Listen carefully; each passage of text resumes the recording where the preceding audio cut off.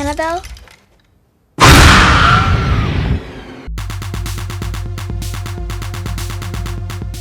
Hello survivors and welcome to Survivor's Guilt, the only channel that determines your odds of surviving 2013's glass-ceiling-shattering vengeful ghost flick, Mama. So stay tuned till the end for your survival stats. I'm your sharp-dressed slasher turned spooky ghost parent, GhostFake. Now I hope you think Ghost Mom is better than No Mom, cause this movie is getting spoiled. Mama, directed by Andy Muschietti and written by Andy and his sister Barbara, as well as Neil Cross, and starring Jessica Chastain, Nikolaj Coster-Waldau, Megan Charpentier, Isabelle Nélisse, Danielle Kash, and Javier Botet. Mama is about a couple of recently orphaned sisters who are quickly adopted by a less alive mother. A brief side note before we begin. Many of you probably found this channel through my video on the awesome clown movie Clown, wherein the murder of children didn't exactly get to me. However, in this movie, the peril that the two girls find themselves in is super effective. And if it were possible for GhostFake to cry, I probably would. But it would be involuntary and ugly. So just a heads up, if you are sensitive to child peril, you might want to turn back now. We open up to a 2008 radio news broadcast, wherein we learn about the financial crisis of 2008. You remember, the one where the government's garbage policies caused a huge collapse, where an insane amount of people lost their houses as well as their retirement funds. And then the government bailed out the garbage companies in an attempt to keep them from shutting down and to stimulate the economy? Yeah,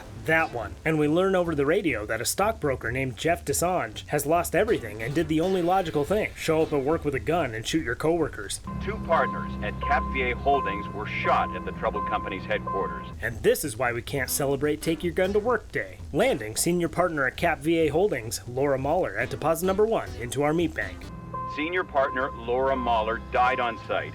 We then learn that Jeff's whereabouts are unknown, but we know about where he is, as the only logical thing to do after you've lost everything, took a gun to work and killed your coworkers, is to go home and kill your family, landing Jeff's estranged wife in the meat bank at deposit number 2. The shooting and has now gone missing. Jeff then takes his girls, 3-year-old Victoria and 1-year-old Lily, telling them that their mom isn't feeling very well, which kind of depends on what dead feels like, and he puts them into the car and speeds off into the mountains. But when he takes his eyes off the road to yell at his kids, You're driving too— Shut up! he loses control of the car and slides off the roadside and into the woods. Him and the girls then hike into the woods before they find an abandoned house. Jeff then breaks apart some furniture and starts a fire, before he leaves the room to contemplate his next move. Victoria tells him that she sees someone. There's a woman outside. She's not touching the floor. Now that's not the creepiest thing I've ever heard a kid say, but it's up there. Jeff finally decides what his next move will be. After losing everything, showing up at work with a gun and shooting your coworkers, killing your estranged wife, the only logical move is to kill your daughters before they find out what kind of human refuse you are. I can't see. But before he can pull the trigger, he realizes that he missed a step. The logical thing to do after losing everything, taking a gun to work and killing your coworkers, going home and killing your estranged wife, is to get killed by a ghost, destroying Jeff with logic into the meat bank at deposit number 3. The ghost leaves to hide his body. Oh, she's good. And we jump to later that evening when Lily and Victoria are warming themselves by the fire, when the ghost mom brings them some food. Look, Lily. A cherry. Cut to 5 years later, where we get introduced to Lucas, Jeff's twin brother, probably the less killy twin, who has been funding a search for his nieces for the past 5 years, with no luck. And as it turns out, him being a struggling artist, his funds have run dry, with his two main searchers, Ronnie and Bernsey, telling him that his last check didn't clear. The last payment didn't clear. We also get introduced to his girlfriend, Annabelle, a struggling musician who just got over a pregnancy scare. But when Bernsey and Ronnie take a break from searching, Ronnie finds Jeff's car when he walks over to a tree to mark it. They find one of the girl's stuffed animals and have their hounds catch the scent, which leads them to that house in the woods. They go inside and find evidence of children having been there, dolls made out of sticks and leaves, drawings on the walls, and loads of cherry pits, before they find the girls, who now resemble something more akin to feral children. A short time later, we get introduced to Dr. Gerald Dreyfus, a psychiatrist of some sort who will be keeping an eye on the girls and helping them reintegrate into society. He tells Luke and Annabelle that it won't be easy, and that though Victoria has retained most of her language, Lily hasn't because she didn't really have any. Lucas heads into the room to give Victoria a pair of her glasses that she's been without for all this time, leading to a touching moment between her and Lucas wherein she confuses him with her dad. Seriously, I might be getting weak in my advanced age, but the feels are strong with this one. Anyway, we cut to many weeks later to a custody battle between Luke and the girls' great aunt on their mother's side, Jean Podolsky. Dr. Dreyfus Dreyfuss advocates on behalf of Luke and Annabelle, explaining how the girls have advanced over the weeks and that with the proper care and nurture, they can be on the road to full recovery. But their great aunt believes that she is the better candidate because she's not the twin of a murderer, and that she also has the means to care for them, mentioning that Lucas's apartment and income are insufficient and unsuitable for the raising and care of the girls. Dr. Dreyfuss recognizes that his recommendation holds a lot of sway in court, and he tells Lucas and Annabelle that the girls going to live with Jean might not be a bad thing, but in a selfish way, he wants to keep working with them, and if they go with Jean, they'll be moved across the country, and he tells them that he may have a solution to both their problems, as the hospital that he works for owns a house for case studies, and that they can live in the house rent-free, and Dr. Dreyfuss can continue having access to the girls, leaving Lucas and Annabelle with custody of the girls, and Jean having visitation rights. They move into the house and begin trying to introduce the girls to some sort of normalcy, having all 4 of their lives uprooted in the whole fiasco. Meanwhile, behind the scenes, Dr. Dreyfuss digs through public records to find out if there was any way an unknown woman could have been caring for the girls in the woods, having been convinced that Victoria's stories of a woman named Mama could be more than just delusion, given her vivid recollection and backstory of the lady that she claimed cared for them in the woods. He entertains the idea that maybe it was an escaped psychiatric patient from a nearby hospital, but finds out that the only psychiatric hospital in proximity of the cabin, St. Gertrude's Asylum, closed down in 1878. St. Gertrude shut down in 1878. And the records clerk tells him of a woman with the same backstory as Victoria's Mama character, named Edith Brennan. Sometime later, while the girls sleep, Annabelle gets spooked when she sees someone standing outside their bedroom door. She sends Lucas to search the house, while he has her check on the girls. Lucas notices a moth-manifesting mouth on the wall, the #1 sign that you have a house ghost infestation, which then manifests the house ghost and pushes him off the banister and down the stairs, landing him directly into a coma. Dr. Dreyfuss tells Annabelle that now that Lucas is in a coma, she must bear the burden of taking care of the girls so that they don't lose them, which truly is a burden for her as she didn't want children in the first place. Dr. Dreyfuss continues researching the girls, studying their continued odd behavior, as well as going over old tapes of sessions that he's had with them, as he grows more convinced that Mama is not a figment of their imagination. And Annabelle gets even more concerned about the girls, believing that someone may be visiting them in the night. Having heard the girls humming a tune before a third voice, a much older voice, joined them. The records clerk tells Dr. Dreyfuss that she's found something about Edith that he might want to see, and brings him to a large government warehouse where she gives him a box containing the remains of Edith Brennan's child, believing that possibly there is something supernatural going on with the girls. Do you believe in ghosts? I can't say that I do. And that maybe it's a case of a wrong needing to be made right. Until it rights the wrong that was done. And that maybe Edith Brennan wants her baby back. What's this? The wrong. But we're not going to count that deposit quite yet. At the hospital, Lucas has a vision of his dead homicidal twin telling him to go to the cabin. Go to the cabin. The plus side being that now he is no longer in a coma. The next day, Annabelle and the girls visit the newly woke Lucas and tell him to come home soon. Later, Annabelle finds Victoria fighting with a jar of food, and she gives her a hand, but Victoria keeps her distance, telling her that Mama is a jealous one. You can't do that. Why? She gets jealous. And sometime later, Jean shows up for her visit, but catches Annabelle by surprise. It's my day. Are you sure? I thought that was Thursday. It is Thursday. Jean notices a significant amount of bruises on Lily and implies that Annabelle may be abusing them, so Annabelle kicks her out of the house. You need to get out of my house before I kick your ass. But stops her only to ask if she's been visiting the girls at night, a charge which she adamantly denies, and she leaves. But once she's in her car, she calls the authorities to warn them about her nieces potentially being abused, a claim for which they demand evidence. Sometime later, as Annabelle sleeps, she has a vision of Edith Mama Brannan's backstory, wherein she was able to escape the mental hospital, and she heads to the nun-run orphanage to retrieve her baby. She takes her baby from the nun before depositing the nun into the meat bank at deposit number 4. Bummer for the nunner, but at least she got her baby back. Edith runs from the nuns and ends up in a forest running from people who believe she did something wrong. She gets cornered on a cliff and is forced to choose between a vengeance-minded mob and a lethal fall. She decides to jump, but on her way down nails a tree sticking out from the cliffside, blunt forcing her baby into the meat bank at deposit number 5. Before she lands in the water, baby not on board, and drowns, drowning Edith Mama Brennan into the meat bank at deposit number 6. Annabelle wakes up from her nightmare into an Inception nightmare. What's under the bed? Before she wakes up from that one too. That night, Mama also visits the girls, as she's prone to do, but she heads out the window without them. Lily asks Victoria to go outside with her. Victoria, come. Mama.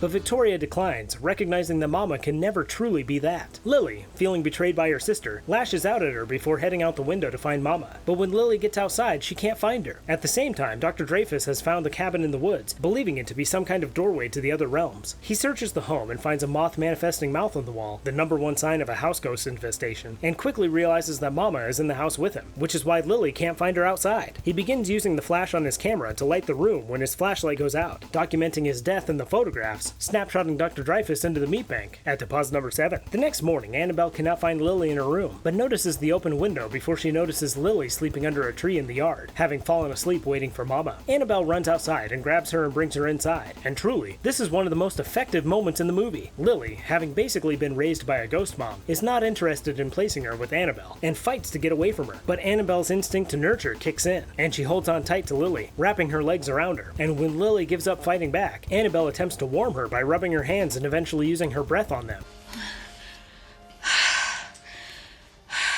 which shocks Lily, because no matter how cold it ever got, Mama could not have used her breath to warm her hands, and Lily didn't even know that it was a thing, and she begins warming her own hands with her breath. This damn scene chokes me up every single time. Damn you, Andy and Barbara Muschietti. Damn you! This also signifies a major turning point for Annabelle, wherein she feels some sort of motherly affection towards the girls, having torn down the walls that she and them have put up, and effectively becoming Mama. Sometime later, Annabelle and the girls are at Dr. Dreyfus's office for an appointment when the receptionist gets some bad news and leaves the room to have herself a good cry. And when she leaves the room, Annabelle sneaks into his office, having found out that he knew more about Mama than he was telling her, and she takes the box containing their case files as well as his laptop. Meanwhile, back at the hospital, Lucas is putting a few things together after having pondered on the vision he had, and upon discharge he gets a rental car and heads towards Clifton Forge, where the cabin is. Cut over to Annabelle, who begins going through Dr. Dreyfus's compiled information, and she finds out that he was using their story to write a book and to prove the paranormal. We find out here that Mama, after she leapt from the cliff, could not find her baby, and she searched all throughout the woods until she found Victoria and Lily.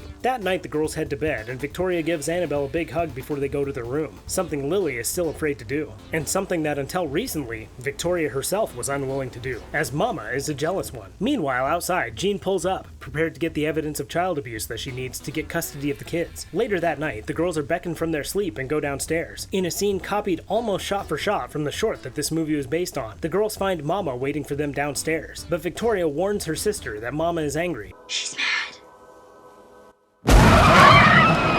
Before Mama lunges at them and chases them upstairs. But once upstairs, Annabelle runs to the girls to find out what is happening, and the three of them get cornered by Mama. And when they try to run away, Mama begins siphoning life from Annabelle. But Victoria reminds Mama that she promised that she wouldn't hurt Annabelle if they went with her, so she stops. But she takes Victoria's glasses off her face and crushes them, because ghosts don't need glasses. Just then, Jean enters the house and catches Mama's attention. Now this movie gets a lot of criticism for its over-reliance on jump scares, but honestly I just don't see it. The girls head downstairs when they can't wake up Annabelle, only to find that Great Aunt Jean got a makeover. No, Jean, it looks good on you. You look good. Sometime later, Annabelle wakes up and realizes that the girls are gone. She remembers the box of Dr. Dreyfus's stuff and finds Mama's baby's remains, and decides to head to Clifton Forge, where she meets up with Lucas. They head into the cabin, hoping that's where the girls will be, but only find Great Aunt Jean, who didn't take the whole possession thing that well.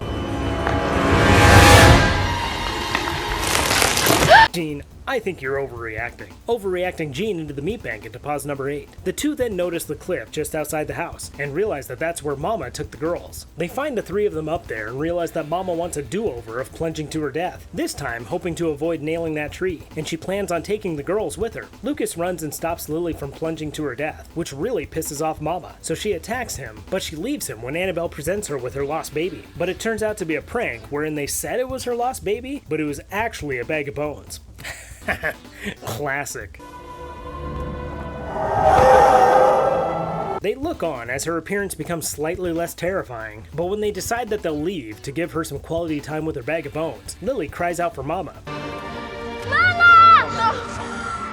re-catching her attention. She tosses her baby's remains, you know, the old dead one, and then attacks Lucas to get the newer model. She dispatches Lucas and then lifts Annabelle into the air, before tossing her to the side. Victoria tells Annabelle to stay put so that Mama won't kill her, and her and Lily head to the cliff's edge with Mama. But when Annabelle will not stop advancing, Mama kindly reminds her that she could easily kill her, while Victoria pleads with her to stop coming towards them. Annabelle does what she can and grabs the belt of Victoria's robe to keep Mama from taking the girls, and Victoria lets go of Mama's hand. Mama and Victoria say their goodbyes, and Lily pleads with Victoria to come with. Victoria, come. Victoria, stay. Mama takes Lily from Victoria, and the two float over the cliffside. She wraps Lily in her cloak thing, and the two of them drop from the air. And wouldn't you know it, Mama nails that same tree on the way down, exploding them both into a bunch of moths, dooming Lily into the meat bank at deposit number 9. Victoria and Annabelle console each other on the cliff, just in time for Lucas to wake up, and a giant moth lands on Victoria's hand. The implication being that that particular moth is Lily. She's still in the meat bank though, because 1, life as a moth would suck, and 2, Lily does not have the survival instincts of a moth and is guaranteed to be eaten by something before sunrise. So anyway, the three of them huddle together on the cliffside, knowing that as soon as this story comes out, Victoria will be taken away from them, and they will probably be institutionalized, and the movie ends. So now, to find out, what are your chances of suffering survivor's guilt? This is where we take a look at our main characters and the death that surrounds them to determine your odds of surviving this movie. We start off our meat bank deposits with Laura Muller, paying the price for poor political policy at deposit number 1. Jeff's estranged wife does the same at deposit number 2. Jeff does the next logical thing and comes in at deposit number 3. We find out about this baby-stealing nun dying by Edith Brennan's hand at deposit number 4. The baby nails that tree at deposit number 5. Edith Mama Brennan dives into our meat bank at deposit number 6. Dr. Dreyfus gives us a seizure at deposit number 7. Jean's body rejects possession at deposit number 8. And we wrap up our meat bank deposits with Lily, bringing GhostFake to tears at deposit number 9 into our meat bank. Hey,